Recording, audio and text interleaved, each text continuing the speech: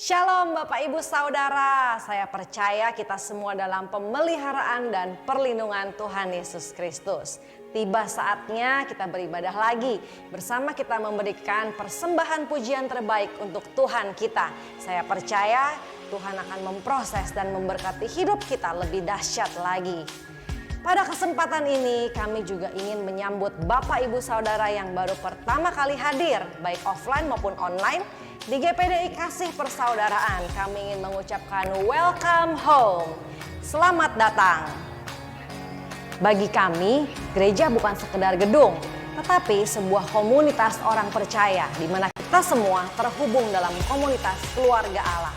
Mengapa kita perlu komunitas keluarga Allah? Supaya kita bisa bertumbuh, saling mengasihi, melayani, dan memancarkan wajah Kristus. Kami juga memiliki kelompok sel yang disebut Connect Family. Bagi Anda yang belum tergabung dengan Connect Family, Anda dapat segera menghubungi kami di nomor yang tertera di layar dengan menyertakan nama, usia, alamat, dan nomor telepon Anda. Segera setelah kami menerimanya, kami akan menghubungi Anda, lalu kita dapat terhubung dalam Connect Family. Nah, selama bulan April ini kita membahas new creation atau ciptaan baru, di mana kita mau belajar lebih detail lagi bagaimana menjadi orang-orang yang sudah lahir baru, bagaimana cara pandang, bahasa, kebiasaan, dan gaya hidup yang Tuhan inginkan buat kita, ciptaan yang baru. Bapak, Ibu, Saudara penasaran? Mari kita semua antusias belajar menjadi ciptaan-ciptaan baru. Mari siapkan hati kita untuk diajar dan dibentuk menjadi makin serupa dengan Kristus. Selamat beribadah, Tuhan Yesus memberkati. Puji Tuhan Bapak Ibu Saudara, anggur baru, sukacita baru ada di setiap kita, amin. Ada beberapa pengumuman yang mau saya sampaikan pada kesempatan siang hari ini. Yang pertama adalah hari Selasa besok kita menara doanya libur Bapak Ibu karena bertepatan dengan tanggal merah. Kemudian yang kedua, saya mau menyampaikan mengenai Manifesting Jesus Love in Action, di mana kita mengambil kerjasama dengan Imago Dei pada tanggal 19 Juni nanti untuk melaksanakan bakti sosial, yaitu dengan memberikan nasi kotak kepada kaum marginal, ya. Jadi kepada saudara-saudara kita yang kurang beruntung, yang mereka tinggal di kolong jembatan dan sebagainya, kita mau memberikan. Nah, bagaimana caranya Bapak Ibu untuk kita semua terlibat? Kami mengundang Bapak Ibu semua saudara terlibat, baik yang ada di tempat ini maupun yang ada di yang menyaksikan secara online.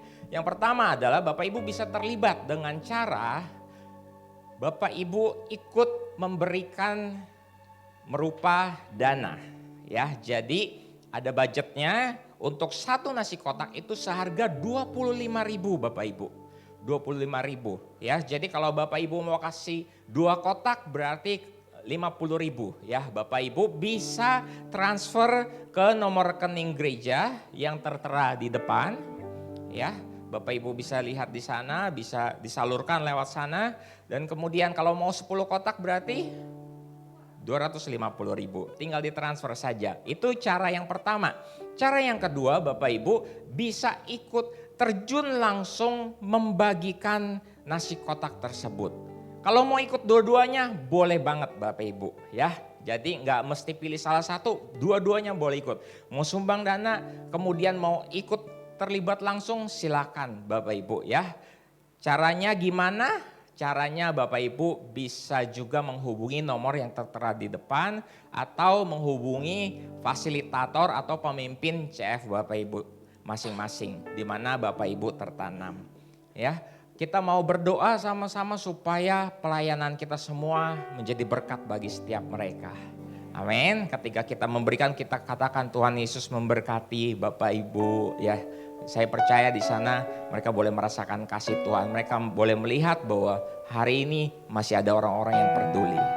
Amin. Nanti kita akan sama-sama Pak Jeffrey dan juga tim dari Imago Dei. Kalau Bapak Ibu mau lihat seperti apa pelayanan Imago Dei, bisa juga follow Instagramnya di @imagodei. Ya, cari aja Imago Dei, pasti ketemu. Ya, Bapak Ibu, itu aja yang saya mau sampaikan. Terima kasih, selamat beribadah kembali. Tuhan Yesus memberkati. Dan pada siang hari ini Tuhan, kami menyatakan ubah hati kami. Biar kami memiliki hati Tuhan, mata seperti mata Tuhan. Kami yang di sini baik yang beribadah online dari rumah, biar kami memiliki itu di dalam nama Tuhan Yesus Kristus. Agar kasih Tuhan tersampaikan kepada setiap orang di mana kami bisa jumpai. Terima kasih Bapa, berbicaralah lewat hamba-Mu. Kami juga semua di sini yang di rumah sudah siap mendengar dan menerima kebenaran firman Tuhan di dalam nama Tuhan Yesus Kristus. Yang siap terima firman Tuhan katakan amin. Haleluya.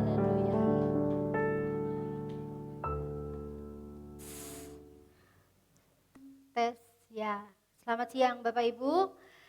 Bapak Ibu yang ada di tempat ini maupun Bapak Ibu yang online. Hari ini adalah minggu terakhir dari bulan kita di tema ciptaan baru. Nah, hari ini saya ingin sedikit menyimpulkan secara garis besar sebenarnya apa sih yang kita pelajari di bulan ini. Dan saya akan mencoba dengan cara yang berbeda. Hari ini saya akan sedikit menggambar Bapak Ibu. Saya berharap ini bisa jadi peta pikiran buat kita untuk memudahkan memahami dari keseluruhan apa yang sudah kita pelajari selama sebulan ini. Baik, saya akan gambar dulu.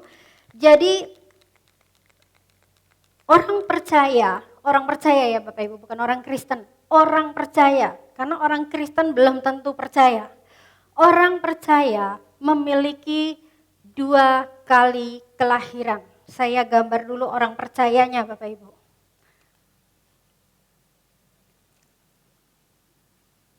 Ya, ini adalah orang percaya.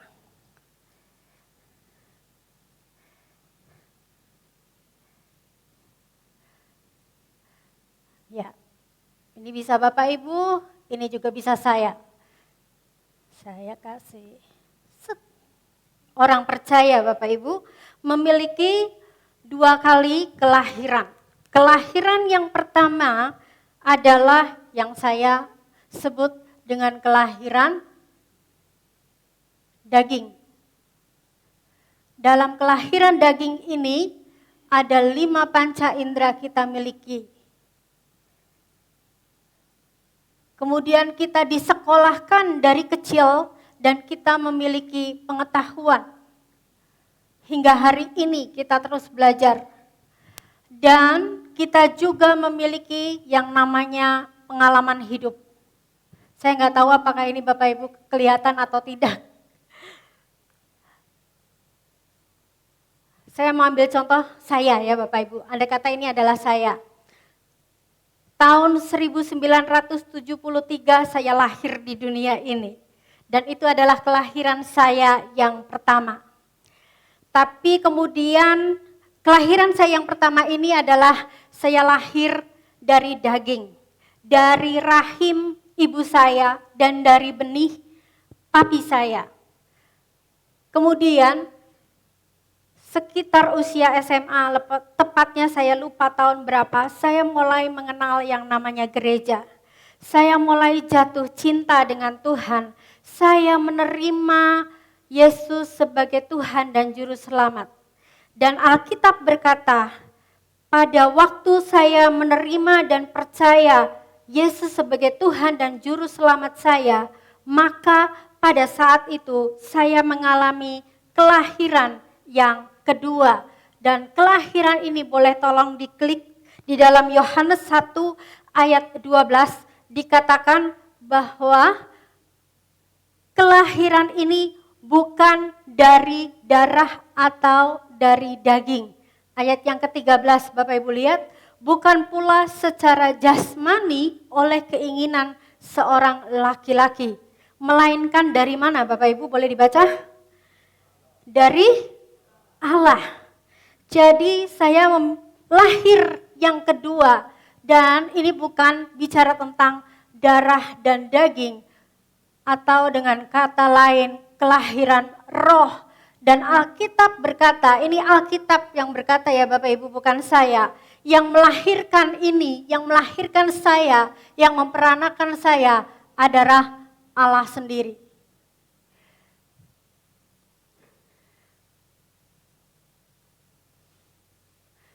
Jadi kalau dalam kelahiran yang pertama saya dilahirkan dari rahim mami saya oleh benih papi saya, tapi di kelahiran yang kedua saya dilahirkan dari rahimnya Allah sendiri. Boleh tolong klik dalam 1 Yohanes 3 ayat 9, dikatakan bahwa setiap orang yang lahir dari Allah tidak berbuat dosa lagi sebab benih ilahi tetap ada di dalam dia. Dengan kata lain, dalam kelahiran yang kedua, benihnya adalah benih Allah. Jadi saya lahir secara roh dan yang melahirkan Allah sendiri dan dari benih ilahi atau benih Allah sendiri. Saya ingin coba buat satu highlight dulu di sini. Di bagian yang pertama ini, apa yang ingin saya sampaikan, Bapak Ibu, coba lihat baik-baik saya. Jelek-jelek begini Bapak Ibu. Saya di bumi ini, bukan di surga nanti ya, sekarang di bumi ini Bapak Ibu. Di tempat ini, saya benihnya Tuhan. Saya benih ilahi. Halo? Jelek-jelek begini Bapak Ibu, saya benih ilahi. Di bumi ini loh, sekarang ini. Di bumi ini. Jadi, Bapak Ibu, jangan sekali-sekali menyakiti saya. Asik. Jangan sekali-sekali bully saya. Karena kalau benihnya dibully, yang akan maju siapa? Bapaknya Bapak Ibu. Kebetulan orang tua atau papi saya secara jasmani, papi sementara. Bapak Ibu harus tahu ya, orang tua yang kita miliki adalah sementara, sudah berpulang ke rumah Tuhan.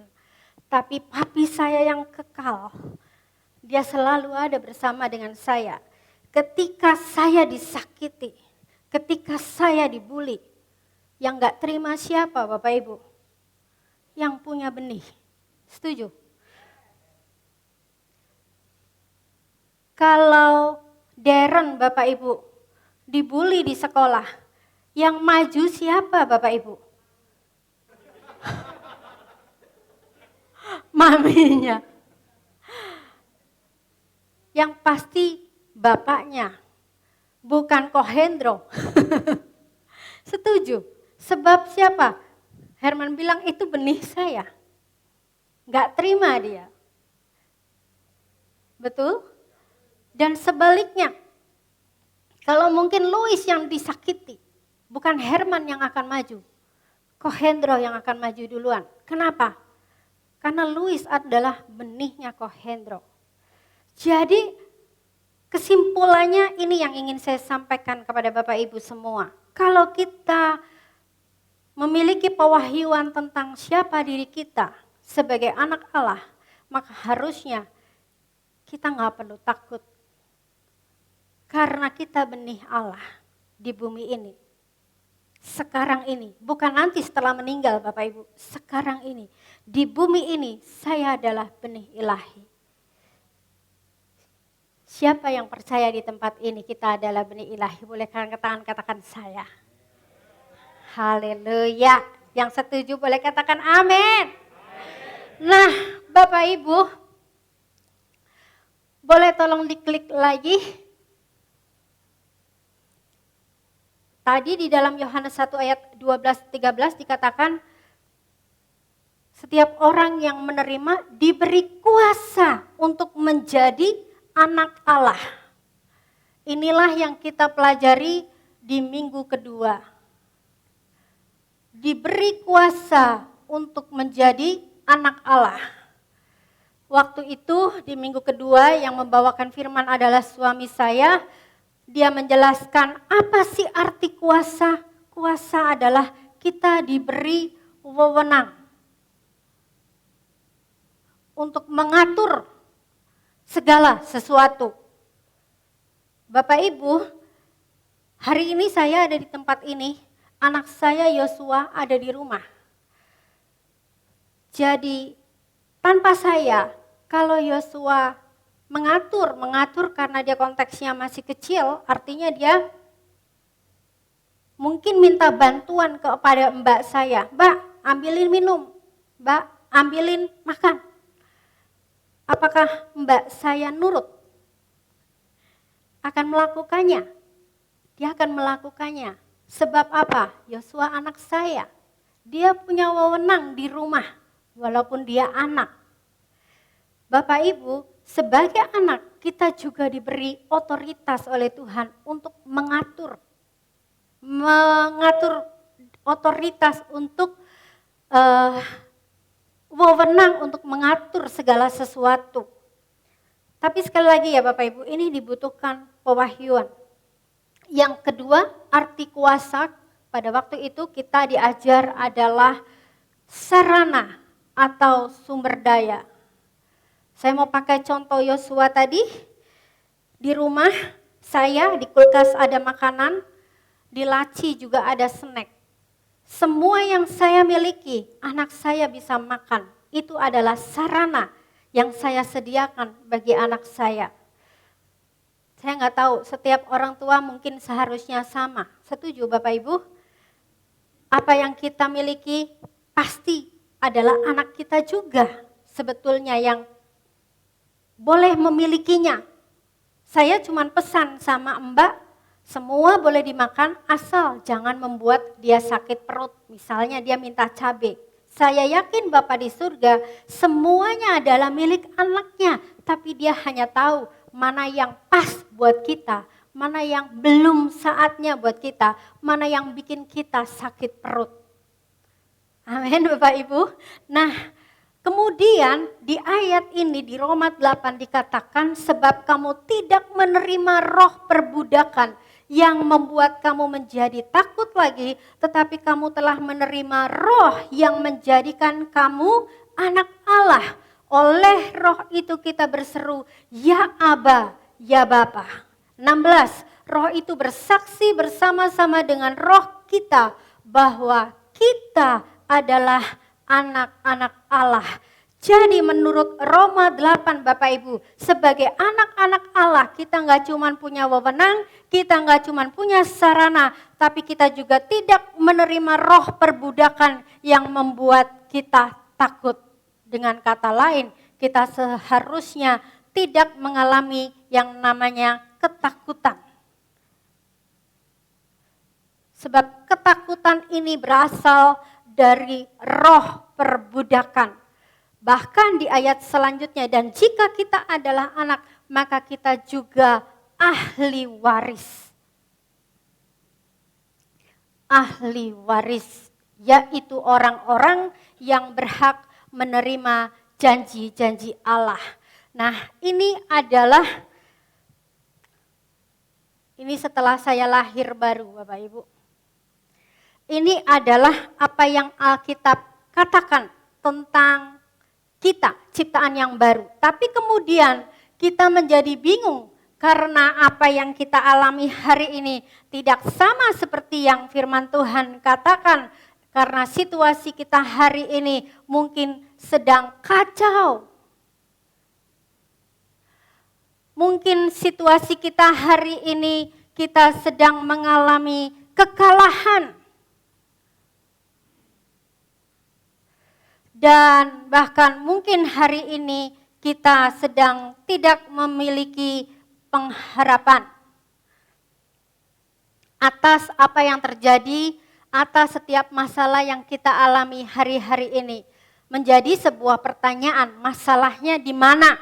Masalahnya adalah Yohanes 3 ayat 3, Yesus berkata bahwa setiap orang yang tidak dilahirkan baru, ia tidak dapat melihat kerajaan Allah. Jadi Bapak Ibu ini yang warna kuning ini adalah bagian yang ada di dalam kerajaan Allah. Dan Yesus berkata, setiap orang yang tidak dilahirkan kembali, dia tidak akan bisa melihat. Tidak akan bisa melihat. Jadi masalah pertama dari kebingungan kita, kenapa kok nggak sama yang Alkitab katakan dengan apa yang kita alami? Yang pertama, karena kita tidak melihat sebab kita belum dilahirkan baru. Bapak Ibu, tidak setiap orang Kristen sudah lahir baru. Lahir baru itu adalah urusan hati kita kepada Tuhan. Sejauh apa kita percaya kepada Tuhan. Ada orang Kristen yang mungkin ke gereja hanya coba. Saya mau coba jadi Kristen dan saya mau lihat apakah hidup saya diberkati. Ternyata enggak tuh. Jadi sesungguhnya mungkin hatinya masih bimbang dan ragu dengan ilah-ilah yang sebelumnya. Mungkin ada orang Kristen yang sedang membandingkan. Kalau dulu saya ikut ini, begini jadinya. Kalau sekarang saya jadi Kristen, saya mau lihat saya jadi seperti apa. Bapak Ibu, orang Kristen yang seperti ini bukan orang Kristen yang menerima dan percaya. Hanya Yesus yang tahu siapa yang sungguh-sungguh percaya kepada Dia. Lahir baru tidak bisa dilihat secara lahiriah. Lahir baru adalah urusan hati kita dengan Tuhan. Jadi kenapa kita tidak bisa mengalami? Karena yang pertama kita tidak bisa melihat dan itu disebabkan karena kita tidak lahir baru. Yang kedua, artinya gini Bapak Ibu, selama kita tidak lahir baru, maka kita hanya bisa melihat apa yang dilihat oleh panca indera kita. Kita hanya bisa mengalami apa yang dilihat oleh panca indera kita.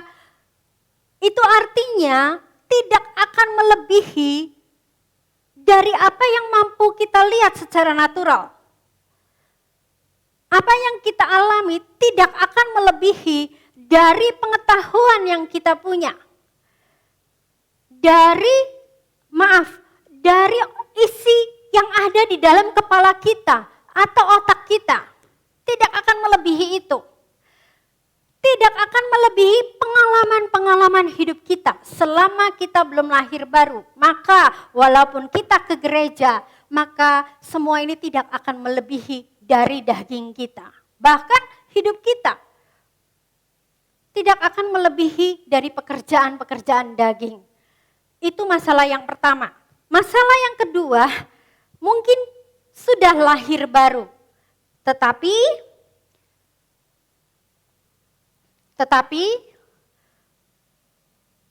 mata hatinya gelap atau yang disebut dengan mata rohaninya tidak bisa melihat. Kalau bahasa saya buta. Buta rohani Bapak Ibu. Jadi sudah lahir baru tapi matanya buta. Sehingga akhirnya apa? Enggak beda dengan orang dunia. Gak beda dengan orang yang belum lahir baru. Semua diukur dari panca inderanya, semua diukur dari pengetahuan atau isi otaknya, semua diukur dari pengalaman hidupnya. Orang Kristen yang lahir baru dengan jenis ini tidak akan bisa mengalami kerajaan Allah. Jadi Bapak Ibu perlu banget di bagian yang ini. Kedua, yang saya ingin simpulkan, perlu sekali kita nggak cuma cukup jadi orang Kristen, tapi kita harus memastikan bahwa kita adalah orang Kristen yang mata rohaninya terbuka, bisa melihat kerajaan Allah. Di minggu kedua, suami saya sudah memberikan contoh tentang Gehasi dan Elisa. Pada waktu tentara Aram mengepung mereka untuk menangkap Nabi Elisa, Gehasi ketakutan karena tentaranya begitu banyak. Tapi Elisa nggak takut. Padahal yang mau ditangkap Elisa. Apa yang membedakan mereka? Ini bukan masalah dia nabi atau satunya pelayan Bapak Ibu. Yang membedakan mereka hanya karena Elisa melihat sedangkan Gehasi buta. Boleh klik di dalam 2 Raja-Raja 6. Elisa berkata, jangan takut sebab lebih banyak yang menyertai kita daripada yang menyertai mereka. Elisa bisa melihat tetapi Gehasi buta. Lalu berdoalah Elisa, "Ya Tuhan, bukalah kiranya matanya supaya ia melihat." Maka Tuhan membuka mata bujang itu sehingga ia melihat. Tampaklah gunung itu penuh dengan kuda dan kereta berapi di sekeliling Elisa. Jadi Bapak Ibu, kalau kita jadi orang Kristen tapi mata rohani kita buta, maka kita akan selalu hidup sama seperti Gehazi. Kita akan selalu hidup dalam ketakutan yang menyerang saya begitu besar dan banyak. Di poin yang kedua ini Bapak Ibu, apa yang ingin saya highlight adalah kita harus memiliki mata rohani yang terbuka. Mulainya dari mana Bapak Ibu? Semua tentang kerajaan Allah, bagaimana kita bisa melihat? Yang pasti semua tentang kerajaan Allah itu ditulis di dalam firman Tuhan. Jika Bapak Ibu tidak membaca firman Tuhan, jangan berharap dapat melihat kerajaan Allah. Halo? Kerajaan Allah ada di mana? Seperti apa bentuknya? Seperti coklat kah? Seperti donat kah? Dari mana kita tahu? Ada di dalam Alkitab. Selama sepanjang hidupnya, bahkan setelah Yesus mati masih 40 hari tinggal, apa yang Yesus lakukan? Dia hanya menceritakan kepada kita tentang kerajaan Allah. Jadi nomor satu, sebelum Bapak Ibu mau melihat, sebelum mengalami harus melihat dulu. Sebelum melihat, baca dulu Alkitab. Namun untuk membaca pun tidak cukup Bapak Ibu. Karena kita butuh yang namanya roh hikmat dan wahyu. Nanti saya akan bahas itu di paling belakang. Di bagian kedua, saya ingin berikan contoh lagi tentang dua murid. Yesus pada waktu setelah Yesus itu ada di dalam Lukas. Boleh tolong klik Lukas kalau nggak salah, ya Lukas 24. Jadi ini ceritanya setelah Yesus disalib, ada dua orang murid Yesus yang jalan bareng. Mereka lagi ngobrol. Alkitab bilang mereka lagi cerita apa yang sedang terjadi pada saat itu. Nggak dibilang apa yang terjadi, tapi saya membayangkan apa yang terjadi. Yang dia ceritakan kacau banget ya, kacau banget. Bayangkan Yesus yang bisa melakukan mujizat, kok bisa kalah? Kacau banget, nggak ada harapan banget. Lalu kemudian di Alkitab bilang, datang seorang dan sebenarnya itu adalah Yesus sendiri, nimbrung sama mereka. Jadi tadinya mereka berdua, akhirnya bertiga. Terus Yesus tanya, lagi ngobrol apa sih? Dan mereka bilang, loh kayaknya Bapak doang nih yang gak tahu kejadian di Yerusalem. Lagi heboh, tahu gak sih? Aneh banget sih jadi orang Kristen gak tahu ini pandemi, kurang lebih begitu. Kayaknya Bapak doang yang gak tahu, ini lagi heboh di Yerusalem, ada apa sih? Kata orang ketiga itu, dan itu sebenarnya Yesus. Lalu kemudian mereka sibuk bercerita kepada Yesus. Tahu nggak, ada nabi dan dia tuh luar biasa hebatnya. Kata-katanya powerful dan dia bisa melakukan banyak mujizat. Tapi pemerintah menyalibkan dia dan dia mati. Dia menceritakan betapa buruknya keadaan. Dia menceritakan kekalahan dan hari ini adalah hari ketiga kata mereka. Kabar yang luar biasa lagi ketika wanita-wanita pergi ke gua untuk melihat ternyata jenazahnya hilang. Padahal kata mereka, kami berharap nabi inilah yang seharusnya menyelamatkan Israel. Dengan kata lain Bapak Ibu, kalau saya simpulkan dengan bahasa saya sendiri, mereka sedang menceritakan masalah mereka yang besar. Mereka sedang menceritakan betapa sungguh tidak punya harapan dalam hidupnya, betapa kalahnya mereka. Padahal itu Yesus berjalan dengan mereka. Lalu kemudian Yesus memecah-mecah roti, mengucap syukur dan membagikan kepada mereka. Pada saat itu mereka terbuka dan mereka melihat itu Yesus. Jadi Bapak Ibu, dalam kehidupan ini kalau mata kita buta, kita akan seperti dua murid Yesus tadi. Kita sibuk menceritakan kepada Tuhan di dalam doa-doa kita. Aduh Tuhan, masalah aku gede banget. Tuhan di mana? Nggak tolong saya. Aduh Tuhan, ini kondisinya udah kacau. Emangnya Tuhan gak lihat ya? Emangnya Tuhan gak update? Emangnya Tuhan gak baca Google? Kenapa Tuhan gak tolong? Saya kira Tuhan adalah penyelamat. Saya kira Yesus adalah penyelamat. Mana Tuhan? Kenapa Tuhan gak tolong? Lihat, udah kacau banget. Udah gak ada harapan hidup saya. Kita sibuk menceritakan betapa besarnya masalah kita kepada Tuhan. Padahal Tuhannya di mana? Tuhannya berjalan bersama dengan kita. Tapi mata kita buta Bapak Ibu. Dan itu sebabnya kalau mata orang Kristen buta, kita akan seperti Gehazi tadi. Hidup kita gak akan pernah menang. Takut terus. Takut dengan masa depan. Padahal seharusnya Alkitab tadi berkata di dalam Roma 8, kita tidak menerima roh perbudakan yang membuat kita takut. Tetapi inilah yang kita alami.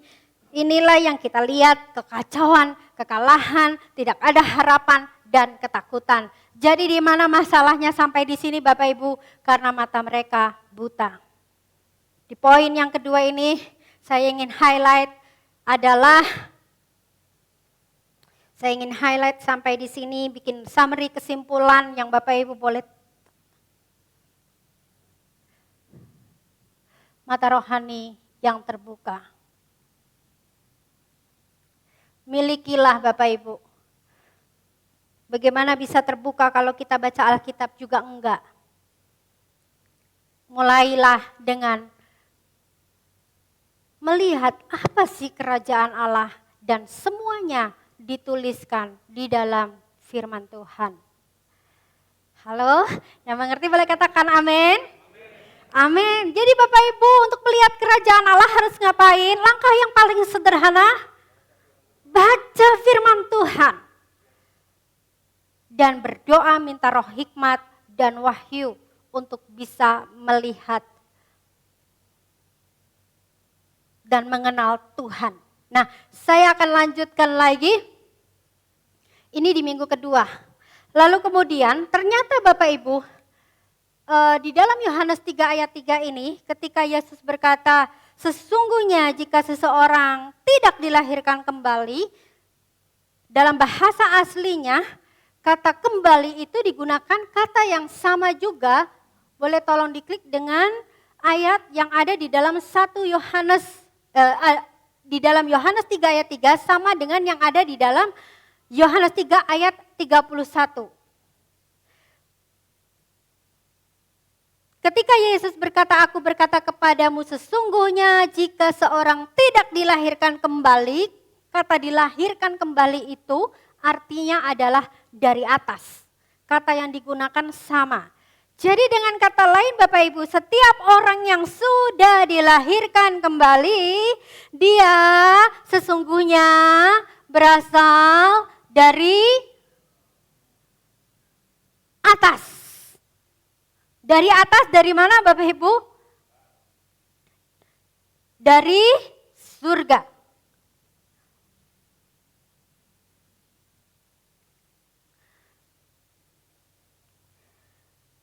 Dari atas, dari surga. Dengan demikian apa yang dimaksud dari bumi? Daging.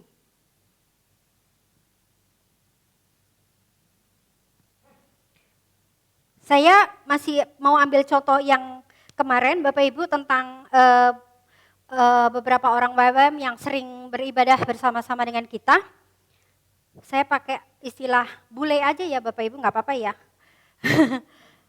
Beberapa bule-bule pernah dan beberapa kali mereka ibadah bareng-bareng dengan kita di sini. Ya mereka duduk sama-sama, nyanyi sama-sama, memuji Tuhan sama-sama, dengar firman Tuhan sama-sama. Selesainya apa? Sama-sama kita makan ayam geprek di luar sana, duduk sama-sama, foto sama-sama, ngobrol sama-sama, selfie sama-sama. menurut Bapak Ibu, dari semua sama-sama itu, apakah ada perbedaan? Sama-sama, saya ibadah sama-sama dengan bule. Selesai, saya sama-sama makan ayam geprek dengan bule. Kita sama-sama selfie dan masuk ke IG. Dari persamaan sama-sama tadi, saya dengan bule tetap punya perbedaan. Bedanya apa Bapak Ibu? Kita dengan mereka, bedanya apa Bapak Ibu? Bedanya kita ada di sini karena memang kita berasal dari sini. Tapi mereka ada di sini, tapi bukan berasal dari sini. Coba Bapak Ibu menangkap, mereka ada di sini, tapi mereka bukan berasal dari sini. Jadi maksudnya Bapak Ibu ketika Alkitab berkata bahwa kita berasal dari atas, kita berasal dari surga, Alkitab tuh sedang pengen ngomong sama kita seperti ini. Yes, memang kamu ada di bumi. Benar, memang kita ada di bumi, tapi kita bukan berasal dari bumi. Apakah Bapak Ibu memahami hal ini? Kita memang ada di bumi, tapi Alkitab ini yang bilang bukan saya, kita bukan berasal dari bumi. Nah, itu sebabnya Bapak Ibu, di minggu ketiga dan keempat, ada Pak Teguh dan Andi menjelaskan dengan sangat baik bahwa kita harus menjadi berbeda, tampil beda. Dan bukan hanya tampil beda, ini dulu mungkin komunitas kita dulunya, tapi karena kita sudah lahir dari atas, otomatis jelas kita berbeda. Dan karena kita sudah dari atas, maka segala hal tentang manusia lama kita, kebiasaan-kebiasaan hidup kita, cara hidup kita, semua pun harus berubah dan menjadi berbeda. Boleh tolong diklik satu kali. 1 Petrus 2 ayat 11, saudara-saudaraku yang kekasih, aku menasehati kamu supaya sebagai pendatang dan perantau. Jadi sejak itu Bapak Ibu, Alkitab bilang bahwa kita itu di sini hanya pendatang dan perantau.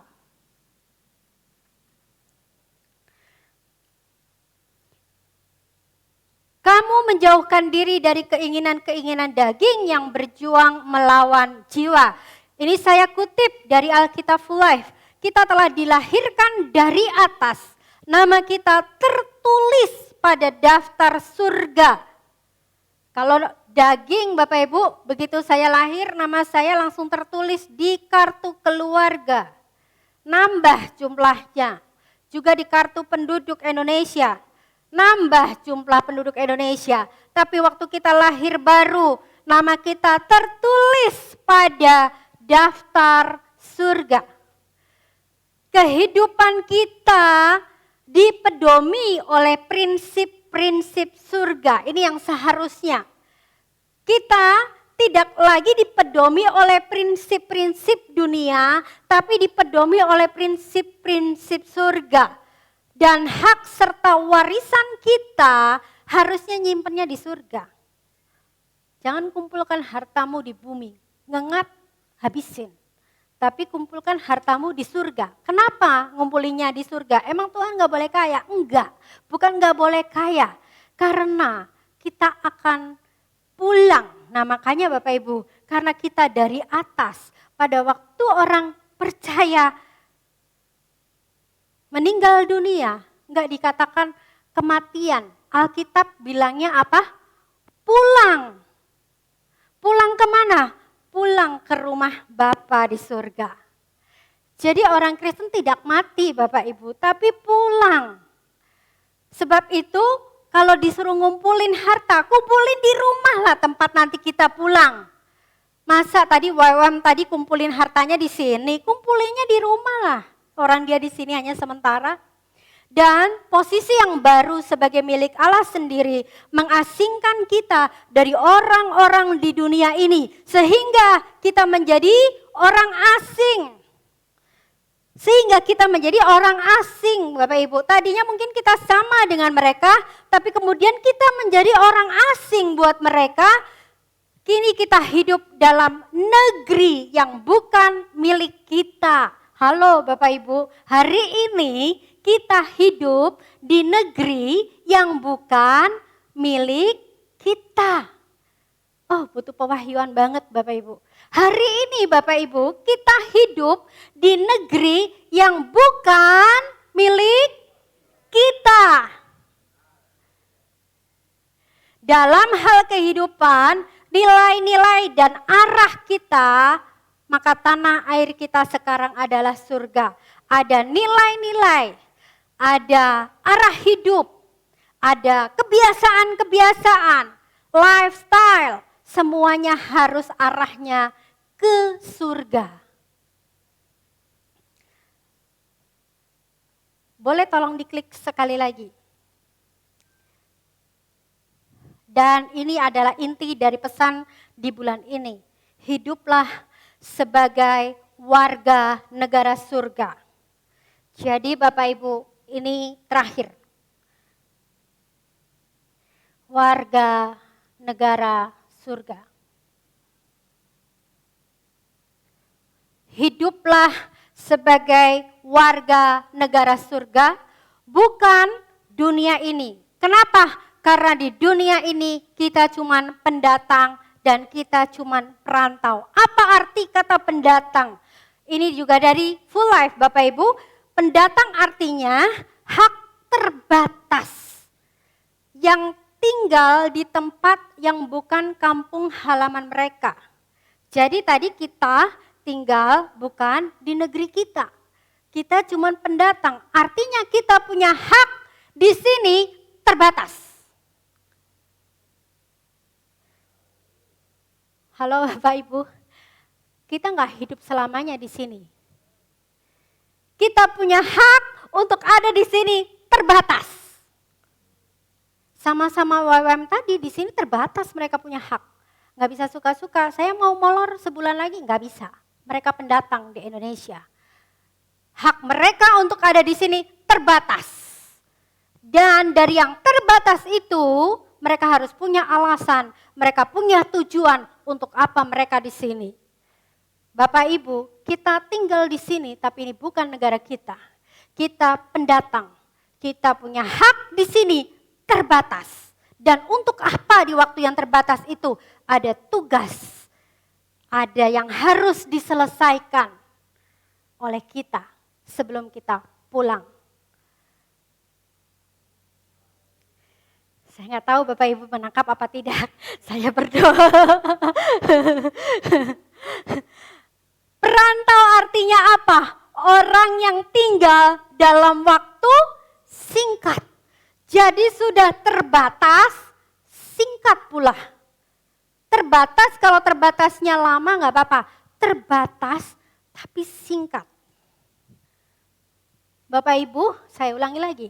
Bapak Ibu, kita hidup sini terbatas dan singkat. Saya ulangi lagi. Bapak Ibu dan saya hidup di sini, satu, terbatas dan, boleh tolong katakan sama-sama, terbatas dan, sekali lagi Bapak Ibu, kita hidup di sini, terbatas, singkat. Jangan lupa itu, terbatas dan singkat. Nah, perlu mata yang terbuka. Kalau mata kita nggak terbuka untuk mengerti apa maksudnya, maka sama kayak Gehazi. Nggak beda dengan orang dunia. Itu sebabnya Bapak Ibu, Rasul Paulus berdoa buat jemaat di Efesus. Dia nggak berdoa begini. Rasul Paulus kan matanya sudah terbuka untuk melihat betapa besar kemuliaan Tuhan. Dan dia nggak berdoa begini, Tuhan, biar kemuliaan-Mu yang besar menolong setiap umat-umat-Mu, jemaat-Mu di Efesus. Tuhan, Biar kekuatan kuasa-Mu yang besar menolong setiap mereka yang sedang dalam kesulitan. Lepaskan mereka dari kesulitan dengan kuasa-Mu yang besar itu. Rasul Paulus tidak berdoa demikian loh Bapak Ibu. Rasul Paulus doanya apa? Aku berdoa supaya mereka menerima roh hikmat dan wahyu untuk mengenal Engkau dengan benar. Dan menjadikan mata hati kita terang. Untuk apa terang? Untuk melihat. Melihat apa? Betapa besar kemuliaan. Betapa besar kemuliaan bagian yang ditentukan bagi orang-orang kudusnya. Betapa hebat kuasanya bagi orang percaya. Dan di akhir dari doa itu, boleh ada kayaknya di klik sekali lagi Efesus. Ada nggak? Klik sekali lagi. Yap. Roh hikmat dan wahyu untuk mengenal Dia dengan benar, supaya Ia menjadikan mata hatimu terang, agar kamu mengerti pengharapan apa yang terkandung dalam panggilannya. Kenapa sih dari sekian banyak orang kita ini satu dipilih? Kenapa sih? Pertanyaannya kenapa sih? Ada pengharapan yang terkandung dalam panggilannya. Paulus berdoa supaya jemaat Efesus bisa melihat betapa kaya kemuliaan. Ahli waris. Ada sarana sumber daya.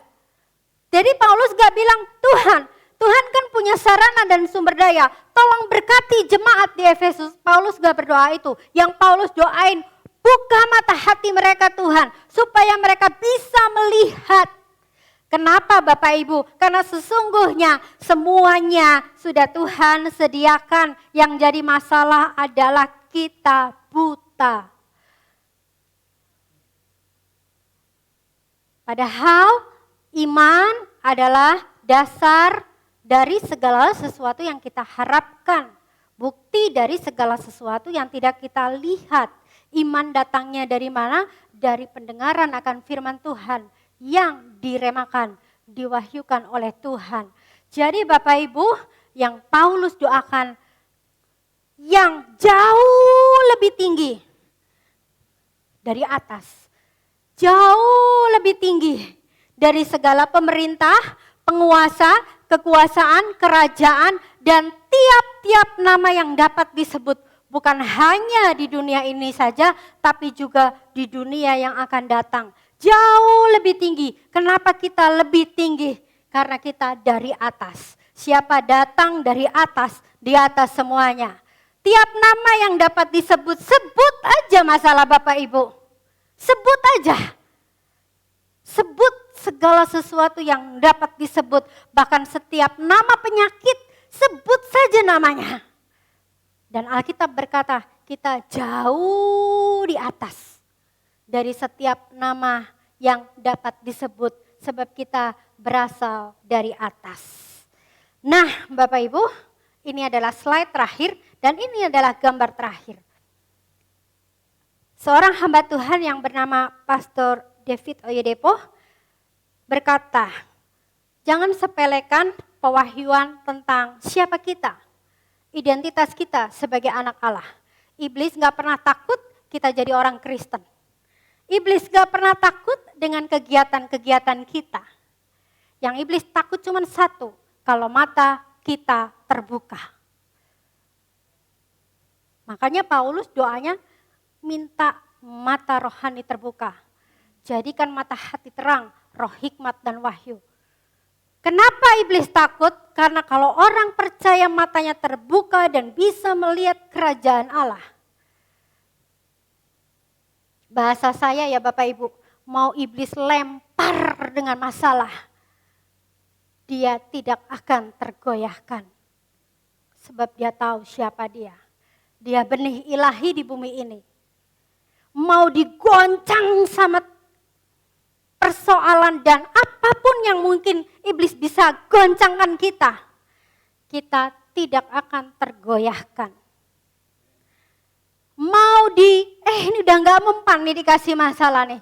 Dikasih persoalan berat udah gak mempan nih. Biasanya mempannya apa? Dikasih berkat, boom. Biasanya orang Kristen kelepek-kelepek, lupa semuanya. Tapi hanya orang yang matanya terbuka, Bapak Ibu. Mau dikasih masalah, mau dikasih berkat, gak mempan. Sebab matanya terbuka, ngerti artinya pendatang dan perantau. Hanya orang Kristen yang matanya buta, gak ngerti arti terbatas dan sementara dia akan kalah oleh berkat. Jangan dipikir masalah kita itu cuman persoalan. Berkat itu juga bisa jadi jebakan Bapak Ibu. Menjauhkan kita dan menjatuhkan kita dari Tuhan.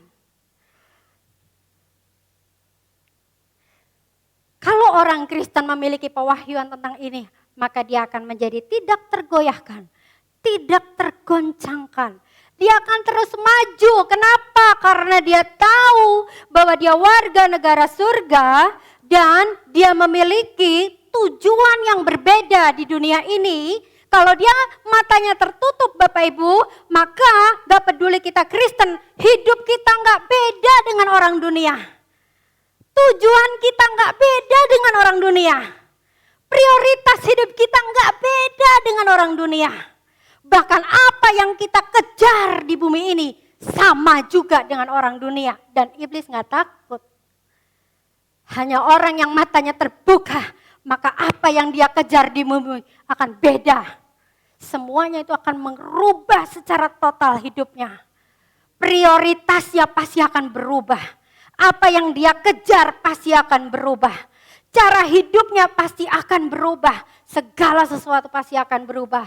Hanya ketika kita terbuka untuk melihat siapa kita sesungguhnya di dalam Tuhan. Dan akhir dari bulan ini di tema ciptaan yang baru, saya berdoa untuk jemaat di GPDI Kasih Persaudaraan supaya kita semua menerima roh hikmat dan wahyu untuk mengenal Dia dengan benar dan menjadikan mata hati kita semua terang. Amin. Silakan pemusik.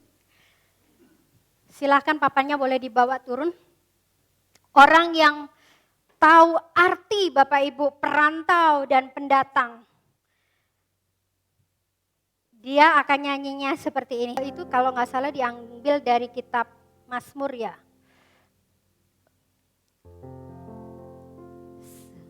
Selain kau tiada yang lain yang ku ingini di bumi, yang ku ingini di bumi. Sekalipun dagingku dan hatiku habis lenyap. Kenapa? Sampai, itu kalau nggak salah dari kitab Mazmur ya. Kenapa sampai dia bisa berkata, gak apa-apa daging lenyap. Selain Tuhan, gak ada yang lain yang aku ingin di bumi. Gak apa-apa daging lenyap. Kenapa? Hanya orang yang matanya terbuka dan ngerti arti pendatang dan perantau. Dia bilang, gak apa-apa daging lenyap. Sebab dia ngerti bahwa dagingnya pasti lenyap. Gunung batuku dan tetaplah Allah selama-lamanya. Cuman Tuhan yang dia inginkan. Halo Bapak Ibu, mari kita cek apakah cuman Tuhan yang saya inginkan. Jangan-jangan mungkin kita belum mudeng arti pendatang dan perantau. Sehingga hidup kita gak beda dengan orang dunia. Prioritasnya masih sama. Yang kita kejar semua juga masih sama. Tapi hari ini, di bulan ini Bapak Ibu kita sudah belajar banyak. Saya berdoa hidup kita semua tidak sama lagi. Amin. Boleh Efri? Apa ya lagunya? Kau Bapa yang mengasihiku, kuasa-Mu memulihkanku. Kita berdoa minta hati yang haus Tuhan berikan. Untuk kami semua bisa melihat, dapat melihat. Ada rencana-Mu Tuhan. Indah bagiku yang mengasihi. Kuasamu memulihkanku, Inamasyana ya namo, Iramasyana masikasyakas.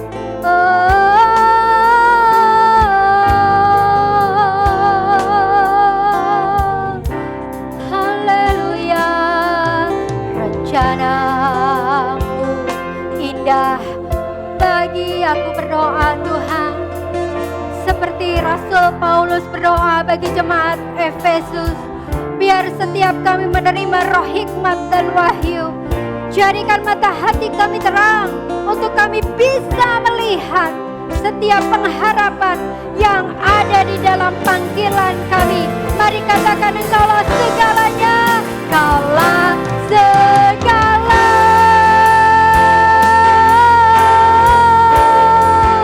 di dalam hidupku.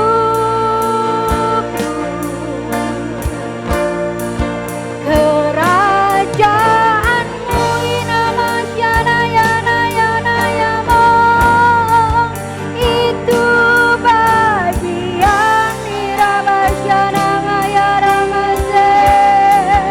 Kaulah yang kupandang, tidak ada yang lain Tuhan. Selama hidup, biar kami mengasihi-Mu dan memuliakan-Mu. Memuliakan-Mu, Bapa dan Raja. Sekali lagi, Engkau segalanya, Kaulah segalanya.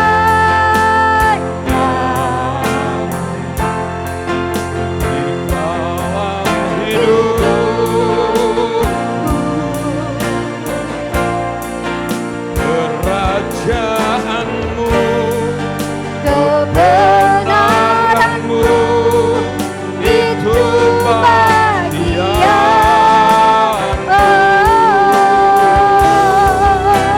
Allah yang selama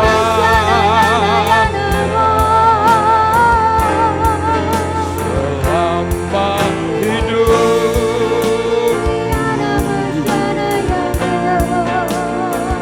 Kasih-Mu memuliakan-Mu. Sekali lagi, jemaat sendiri, sungguh-sungguh katakan, Engkau segalanya Tuhan.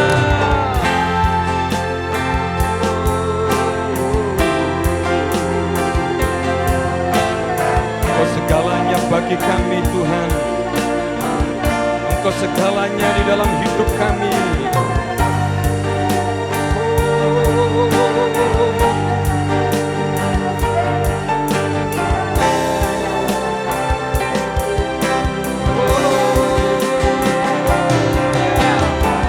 Engkau yang kami pandang seumur hidup kami, Yesus. Yesus, Yesus.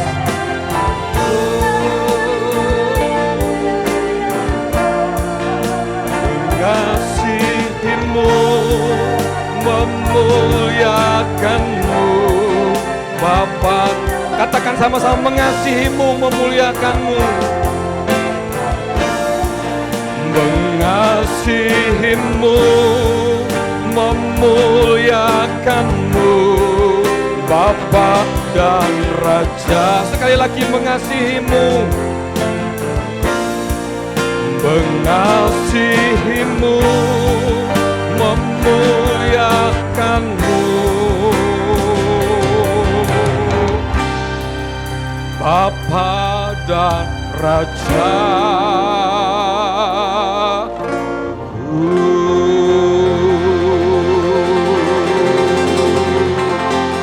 Terima kasih Tuhan. Terima kasih Allah yang luar biasa. Biarkanlah umat-umat-Mu dan jemaat-Mu siang hari ini boleh menyadari bahwa kami hidup di bumi ini hanya menumpang. Kami hanya pendatang, dan itu berarti masanya sangat singkat. itu berarti sementara, terbatas Tuhan. Ajar kepada kami untuk dapat mengerti bahwa sebenarnya setiap kami adalah kewarganegaraan sorga. Seharusnya ketika kami ada di bumi ini kami berani berbeda. Karena nilai-nilai kami, nilai-nilai kerajaan sorga Tuhan.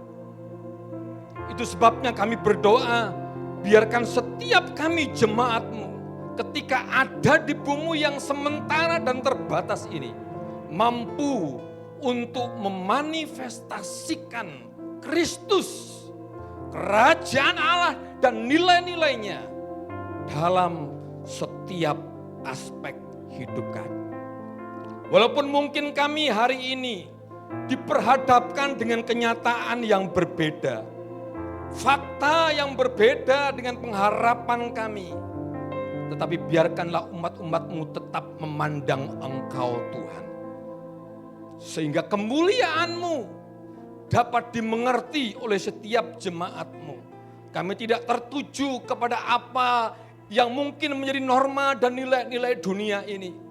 Tapi kami menyadari bahwa Engkau yang utama, Engkau yang segala-galanya bagi kehidupan kami Tuhan.